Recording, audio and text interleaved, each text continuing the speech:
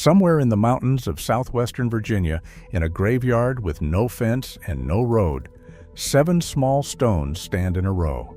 No last name, just first names and dates, none more than 3 years apart.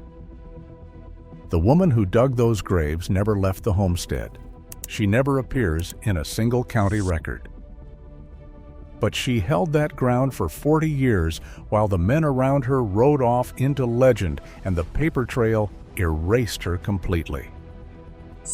These are 25 truths about how women like her survived. The hardest one may not be the one you expect. We are not going to Hollywood for this. We are going to the census rolls and the county court ledgers.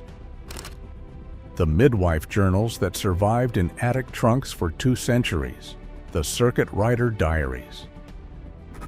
The WPA interviews recorded in the 1930s from the last generation alive who remembered the old ways firsthand.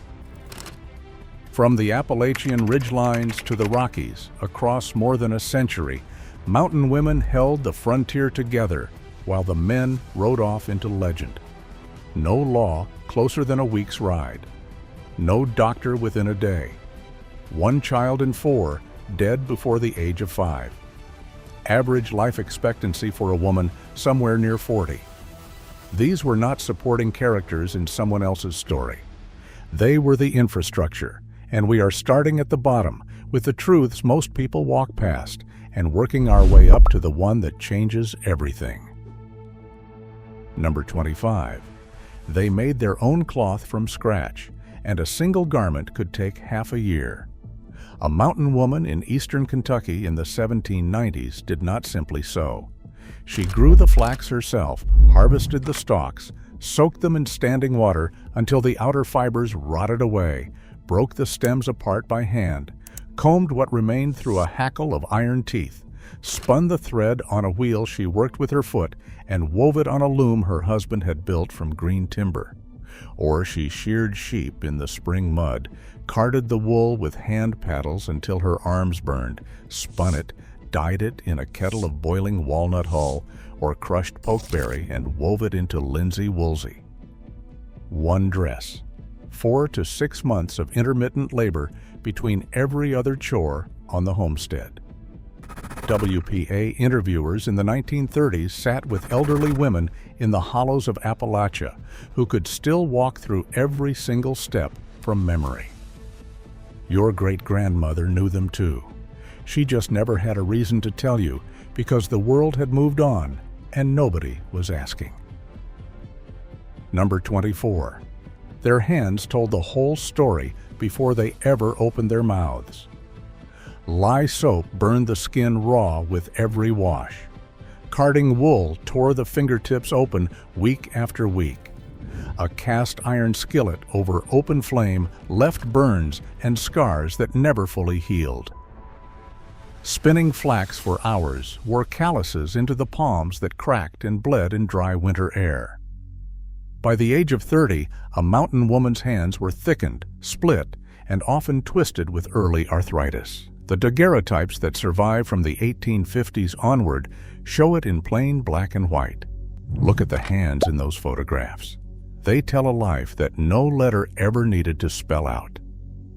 The Berea College Appalachian Archive in Kentucky holds images of women barely past 40 whose hands look like they belong to someone twice that age. Every ring finger swollen, every knuckle enlarged. Hollywood put women's hands around a bonnet ribbon or a broom handle.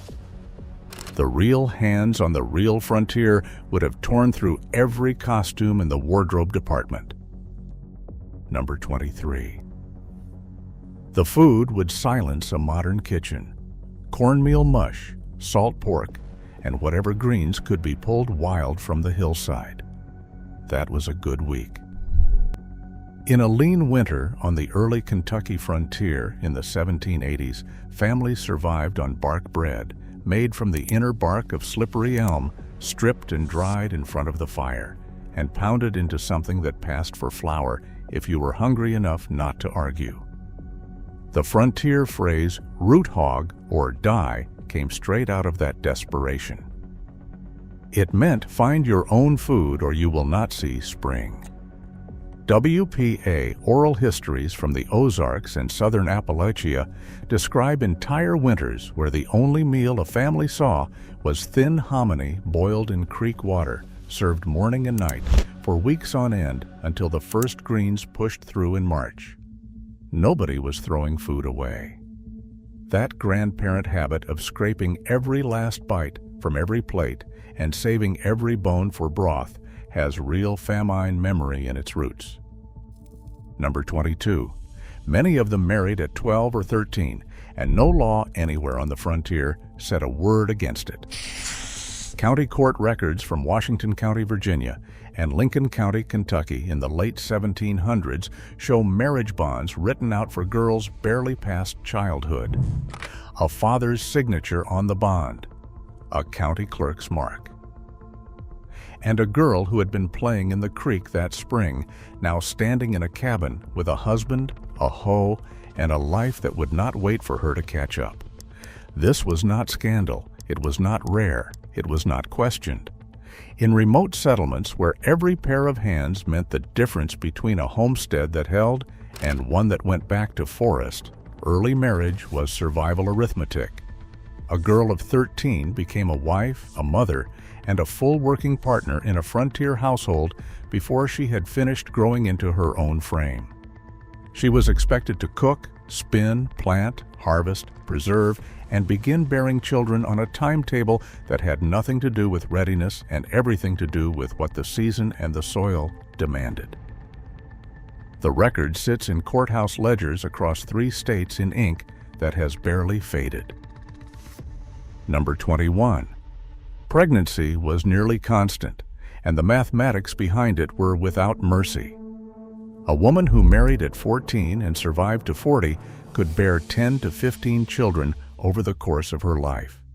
Many did exactly that, but child mortality in the most isolated mountain settlements ran between 25 and 40%. Walk through any family graveyard on a remote Appalachian ridge, and the small stones tell a story that needs no narrator. Names carved in clusters, dates only weeks or months apart. A woman might carry a child for 9 months, deliver it in a dark cabin with no help, nurse it through its first desperate winter, and bury it before the dogwoods bloomed. Then carry the next one, and the next one after that. The small stones always outnumber the tall ones in those yards. That was not the worst case. That was not the rare and terrible exception. On many homesteads across the mountain frontier, that was simply the ordinary shape of a family. Number 20.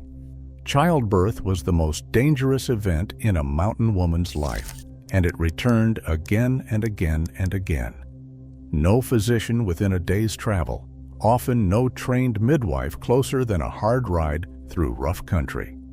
She delivered with a neighbor, a mother-in-law, or entirely alone on a dirt floor in a one-room cabin with the fire burning low.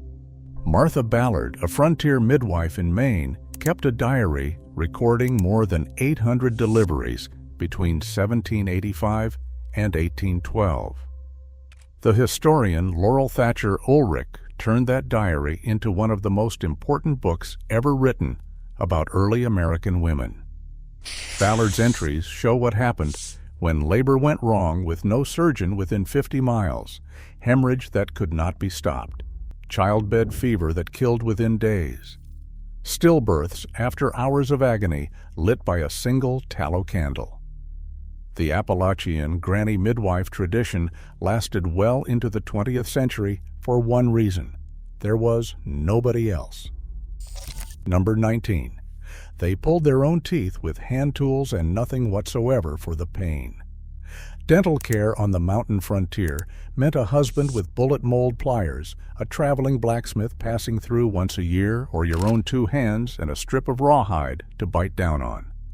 A toothache in the night was treated with clove oil rubbed on the gum, raw whiskey poured straight into the cavity, or in the worst cases, a nail heated red in the fire and pressed against the nerve to kill it dead. By 40, many women had lost most of their teeth. The few who smiled in their daguerreotypes show the gaps plainly.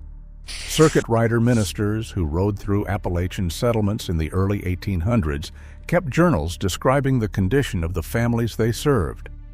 What those ministers wrote about the women they visited would stop you cold and make you grateful for every small comfort you have ever taken for granted. Number 18. They doctored everything from rattlesnake bite to shattered bone using what grew in the woods around them. Mountain women set fractures with splints cut from green hickory. They stitched open wounds with a common sewing needle and linen thread. They packed poultices of comfrey leaf and crushed plantain against infections and watched through the night to see if the swelling went down. They dosed high fevers with willow bark tea brewed strong enough to taste bitter, and that bark held salicin, the very compound the drug companies later extracted and sold to the world as aspirin. They knew which plants could bring on a stalled labor, which could slow a dangerous bleed, and which would kill if the measure was off by a thumbnail. The Foxfire books, compiled in the mountains of North Georgia beginning in 1972 from people who still practiced this knowledge in living memory, documented remedy after remedy that modern pharmacology eventually confirmed. These women were not guessing. They were practicing a medicine that nobody with a diploma ever bothered to write down. Number 17. If the fire went out, the whole household balanced on a knife edge. Before friction matches became widely available in the 1830s and 40s, starting a flame from flint and steel in damp mountain air required real skill and perfectly dry tinder that winter did not always provide. Mountain women kept their hearth fires alive without interruption for months at a stretch. The fire cooked the food, boiled the water, dried the clothes, and held back the cold that crept through every gap in the logs. A fire that died in the night during a deep winter freeze was a genuine emergency. A woman in that situation might walk miles through snow before dawn to the nearest occupied cabin, beg a live coal, and carry it home in a covered iron pot held close against her body. No fire meant no cooking, no boiled water, no warmth, and no light. At 3,000 feet in January, with children sleeping on the floor, that was not discomfort. It was the first step toward freezing to death. Number 16. The isolation did not just test them. It broke some of them apart. A remote mountain cabin could be locked in by snow from November through March. A woman alone with small children, her husband gone hunting or trading, or simply vanished over the ridge, could go weeks or months without hearing another adult voice. The letters and diaries that survive from this era, many collected by the historian Lillian Schlissel in her study of women's frontier writings, describe emotional states we would now recognize without hesitation. Paralyzing sadness, uncontrollable terror, a sense that the cabin walls were shrinking inward and would never open again. The frontier did not only test muscle and bone, it tested every part of a person that needs the sound of another voice to hold together. Women who cracked under that silence were called touched, or peculiar, or simply strange. Set aside and whispered about, because no one had a name for what was happening to them and no help to send. Number 15. When a husband died or was crippled or simply disappeared over the ridge and never came home, the woman did not wait. She picked up the axe and built what needed building herself. She chinked the gaps between the logs with mud and dried moss packed in by hand. She split cedar shakes for the roof with a froe and a wooden mallet, one stroke at a time, until the stack was high enough to cover the frame. She dug the root cellar into the hillside with an iron shovel and nothing but her own spine holding her upright. County land records from the Western Appalachian frontier document women filing their own claims under preemption law, which demanded that they prove in writing and under oath that they had personally cleared ground, felled timber, and raised a standing structure through their own physical labor. These women stood in county offices and swore before clerks that every improvement on the land was real and every board had been placed by their own effort. These were not women frozen in a doorway waiting for a man on horseback. They were women holding up sworn affidavits that the deed had been earned with blistered hands and a broken back. Number 14. They defended the homestead with firearms, and the evidence is not legend. It is sworn testimony. In 1791, a woman named Anne Bailey rode alone through the mountains of what is now West Virginia to carry a supply of gunpowder to the besieged garrison at Fort Lee on the Kanawha River. She made the ride through hostile territory, and she arrived in time. During the border wars of the 1770s and 80s, women at the Kentucky frontier stations loaded rifles and passed them forward, and when the men beside them fell or ran dry, the women fired through the loopholes themselves. County depositions and period newspapers record women shooting at raiders, at wolves circling the livestock pen at dusk, and at strangers who came uninvited to the cabin door after dark. Every Western ever filmed puts the rifle in a man's hands. The sworn testimony from the people who were actually there tells a completely different story. The answer I promised you at the start is close now, but we are not quite there. The truth the legend worked hardest to bury is still a few numbers ahead, and it may not be the one you are expecting. Number 13. Domestic violence had no law, no witness, and no door a woman could walk through to escape it. In a cabin 3 ridges deep from the nearest neighbor, there was no sheriff to summon and no magistrate within reach. A beaten woman had nowhere to go and no one to tell. Her nearest kin might be 100 miles behind her on the other side of a mountain range she had crossed on foot. Divorce in the late 1700s required a private act of the full state legislature in Virginia, North Carolina, and most surrounding territories. It cost money no frontier wife controlled. It required testimony no isolated woman could arrange. And it was almost never granted, especially to the wife. The few petitions that survive from frontier counties are devastating documents. Women writing in plain, careful, steady language about years of cruelty with no remedy and no foreseeable end. Describing injuries in words chosen to convince men in wigs sitting in a statehouse 200 miles away. Asking for a freedom the legal system was never built to grant them. The mountains gave these women many things, and escape from violent men was not among them. Number 12. Widowhood arrived early, and it arrived so often it reshaped entire communities from the ground up.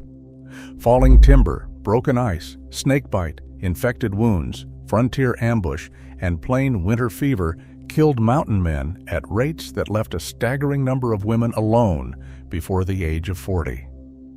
One study of cemetery records in the upper Appalachian counties of Virginia found that more than a third of women buried there had outlived at least one husband, and many had outlived 2. A widow with small children and an unproven land claim faced 2 choices, and neither offered comfort. Remarry within weeks or shoulder the full weight of the homestead alone with no legal standing and no certainty the land would still be hers come spring. County marriage records across Appalachian Virginia and Kentucky tell the story in numbers that need no commentary. The gap between a husband's burial date and a widow's next wedding was measured not in seasons, but in weeks. In some counties, in some years, the gap was measured in days. If you look deeply enough into your own family records, you will almost certainly find that exact pattern sitting there, quiet and unexplained, in your own bloodline. Number 11. That second marriage was a survival contract dressed up as a ceremony. Nothing more. The new husband was selected the way a farmer selects a draft horse, by what he could pull. A man with adjoining acreage that could be combined into a working spread. A man whose grown sons could fell timber, split rails, and plow a straight furrow. A man who needed a woman's cooking, spinning, doctoring, weaving, and child-rearing just as desperately as she needed his legal name on the property deed and his strength behind the plow. Love was a luxury. Function was the currency. County clerks in Greene County, Tennessee, and the districts surrounding it scratched prenuptial agreements into the official record books, drawn up in plain language to protect a widow's dower rights and her first children's inheritance from whatever debts and creditors the new husband might bring through the door behind him. These were not sentimental arrangements. These women knew exactly what they were bargaining for and exactly what they were protecting. They had already buried one husband and held the homestead together with their own hands. They were not going to lose it to a stranger's unpaid accounts. Number 10. They tanned animal hides with their bare hands, and the smell alone would clear a modern street. Brain tanning meant soaking a raw deer skin in a paste of water and the animal's own brains, then working the hide back and forth over a wooden beam for hours until it softened enough to use. Smoke tanning meant hanging it over a smoldering pit of green wood until the fibers set. Other families used vats of crushed oak bark soaked in stale urine, stirred by hand, left to cure in the heat. The stench carried a quarter-mile downwind and clung to the hair and the clothes for days. Mountain women did this labor because it produced the only leather the household would see that year. Leather for moccasins that wore through in a season. Leather for belts and rifle slings and every sack and bag that carried anything of value. The same hands that cradled a newborn at dawn scraped a bloody hide clean by afternoon. Nobody painted that picture. Nobody wrote it into a novel. Number 9. They walked distances every day that would leave a modern hiker sitting on a rock, wondering what happened. To the spring and back with 2 full buckets, uphill on the return. To the creek with a basket of laundry balanced on one hip. To a neighbor's cabin a mile through heavy timber for salt or news or help with a berth.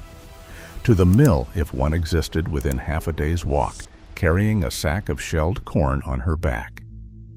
Period sources suggest 5 to 10 miles of walking a day over steep and broken mountain terrain, much of it while hauling water, firewood, or a child. Often barefoot through the warm months because shoes wore out faster than new leather could be made. Frederick Law Olmsted traveled the southern Appalachian backcountry in the 1850s and wrote about the mountain women he encountered with open astonishment. They covered ground that winded him, carrying loads he freely admitted he could not have lifted, and they did not appear to consider it unusual. Number 8. They powered the entire economy of the homestead, and the government never recorded a single transaction. The butter churned before dawn, the eggs gathered and counted, the bolts of woven cloth measured and folded, the dried herbs bundled, and the garden surplus loaded into a basket for the nearest crossroads store. In household after household across the mountain frontier, it was the woman's production that brought in the only reliable barter value while the man cleared trees, hunted game, or vanished into the backcountry for weeks at a stretch. Yet the federal census listed him as farmer and listed her as nothing, or in the later decades simply as keeping house. 2 words for a woman running the entire supply line. County store ledgers from the period tell a truth the census would not. Women's names appear as active account holders, hauling in eggs, butter, and cloth week after week, trading them across a counter for salt, nails, iron, and gunpowder. The economy of the frontier ran through their hands, and the official paper record erased every line. We are almost at the top now, and the truth the movies tried hardest to bury is next. I need you to hold on to this one. Everything we have counted so far points here. Number 7. They did the killing. And the legend gave every last bit of it to the men. When a hog needed slaughtering in the November cold, a chicken needed its neck wrung for supper, a copperhead came through the cabin door in the dark, or a lame horse needed a merciful end, the one who did it was almost always the woman. Because the man was not there. He was hunting elk 2 ridges over. He was hauling pelts to a trading post 3 days away. He was gone with the county militia and would not be back for a month if he came back at all. The daily violence that kept a mountain family fed and breathing, the wringing and the bleeding and the gutting and the skinning and the butchering, fell to the woman who stayed behind. But every painting, every dime novel, every Hollywood frame for 100 years handed all the frontier killing to the man with the long rifle on the ridgeline. Remember number 7. I am coming back to it before we are done.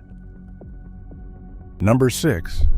They were being poisoned slowly by the things they ate from and slept beside, and the ones who suffered most were called mad.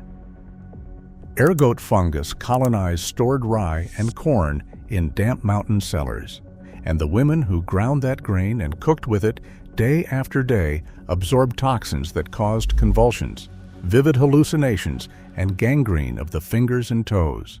Lead crept steadily out of pewter cups, pewter plates, and the crazed glaze on cheap pottery with every hot meal poured into them. Stack those invisible poisons on top of months of winter isolation, years of shattered sleep from nursing infants through the night, and the physical wreckage of repeated childbirth with no recovery time. What happened to these women has names in our medical books now. It had none then. Women showing symptoms were whispered about, shunned, or simply left behind when the family moved on. The frontier had no word for what was breaking them from the inside. Number 5. In the eyes of the law, a married woman did not exist as a separate person, and crossing the mountains into new territory changed nothing at all. Under the legal doctrine of coverture, which governed every colony and every early state, a wife's legal identity was absorbed entirely into her husband's on the day she married him. She could not hold title to land in her own name. She could not sign a contract that any court would enforce. She could not testify on her own behalf in any legal proceeding. On the mountain frontier, where survival depended on labor and not on paper, this meant a woman who had felled timber, notched logs, raised cabin walls with her own shoulders, cleared a hillside field with a grub hoe, and harvested 10 straight years of corn could lose every foot of that ground if her husband died and his brothers or his creditors rode in with a legal claim. The probate records of Virginia and Kentucky hold case after case exactly like this. A widow standing in front of a county judge, being told the land she built with her own body was never hers to begin with. Number 4. They buried their own children with their own hands, often in frozen ground, often with no one watching and no one to help. Come back to the ridgeline graveyards one last time. A mother who lost a child in deep January, with no neighbor close enough to hear her voice and no man in the cabin, dug the grave herself. Frozen earth, an iron shovel, and arms already exhausted from hauling water and splitting wood. She wrapped the body in whatever piece of linen she could spare from the household supply. She spoke whatever passage of scripture she held in her memory, because the nearest circuit rider was 2 days away, and the ground would not wait. Then she walked back inside, washed her hands in cold water, and turned to nurse the next child, the one already burning with the same fever. Today, the average American will never dig a grave in their lifetime. These women dug them for their own sons and daughters, and then went back inside to keep the living alive. Number 3. When mountain women were captured during the frontier wars, the published versions of their survival betrayed them a second time. Mary Draper Ingalls was taken by Shawnee raiders in 1755 from a settlement in what is now southwestern Virginia. She escaped weeks later by walking hundreds of miles through the autumn wilderness along the New River and the Kanawha, surviving on walnuts and whatever roots she could pull from the ground, arriving at the nearest settlement more dead than alive. Mary Jemison was seized by a Seneca and French war party in 1758 near the Pennsylvania border and lived the rest of her long life among the Seneca people, choosing to stay when offered the chance to return. Both women's actual experiences were later rewritten by male editors and commercial publishers into tidy moral fables about purity, helplessness, and grateful rescue by men. The real accounts, where they survive in the women's own dictated words, tell a different story entirely. Resourcefulness, negotiation, a survival intelligence that no rescue party provided and no publisher wanted to print. Number 2, they were erased from the historical record, and the erasure was not carelessness. It was structure. Federal census takers recorded the man as head of household and listed the woman beneath him with no occupation, no property, no independent identity. Land patents named men exclusively. Military rosters recorded men exclusively. Tax rolls recorded men exclusively. The women who held every homestead together through absence, death, famine, and fever, who grew the food, bore the next generation, tanned the hides, kept the fire burning, and dug the children's graves with their own hands, were systematically excluded from every document that later historians would use to reconstruct the story of the American frontier. Coverture law rendered their names legally invisible. Census forms offered no category for the work they actually did, and the amateur county historians of the 1880s and 90s, the men who tracked down the last living pioneers and compiled the first local histories for county seats across Appalachia, made one consistent editorial decision. They asked the old men to talk. They did not sit down with the old women. The entire documentary foundation of the American frontier narrative was assembled with half the witnesses deliberately left out of the room. Number 1, they stayed. When the men left, and they left constantly, to hunt, to trap, to prospect, to fight, to chase the next valley over the next ridge, the women stayed behind and held the ground. They stayed through the blizzard that froze the livestock dead in the pen. They stayed through the fever that carried off children one after another until the small graveyard held more of the family than the cabin did. They stayed through the raid, the flood, the cabin fire, the drought, and the season the corn shriveled to nothing and the root cellar held only dry air. Daniel Boone left Rebecca alone for years at a stretch while he chased the wilderness into Kentucky. Davy Crockett walked away from his family again and again to chase fame, office, and whatever the next horizon promised. The men who became frontier legends were celebrated for the one thing they did best. They left. The women the frontier actually depended on survived because they did the opposite. They stayed. Every single time, they stayed. Now the count is finished. But the question I asked at the beginning is not, because once you see what was done, you cannot look away from it. Census pages that recorded wife of and nothing more. County histories that named every man who proved a claim and never once wrote the name of the woman who worked the ground beside him. 3,000 westerns filmed between 1930 and 1970. And in nearly every one, the frontier woman stands in a doorway watching the real story ride out on a horse. The dime novelists built the helpless pioneer wife because she made the hero look taller. The Census Bureau designed forms that reduced a woman's entire working life to 2 words. The county historians of the 1880s chose whose story to save, and chose the men every single time. And Hollywood, from John Ford onward, constructed the myth of the American West around a lone rider with a rifle because that sold tickets. Everything behind him was background. The woman in the cabin doing the doctoring and the tanning and the firekeeping and the burying and the killing and the staying was not even a character. She was scenery. The truth they buried deepest was not any single entry on this list. It was number 7. The women did the killing. They did the building, the bearing, the grieving, the staying, often on the same day, often alone. And the story those hands held together was handed to someone who was not even home when it mattered. We put the man on the monument. We left the woman at the fire. Somewhere on a ridge with no marker, she lies under a stone with no name. She earned every word we never gave her.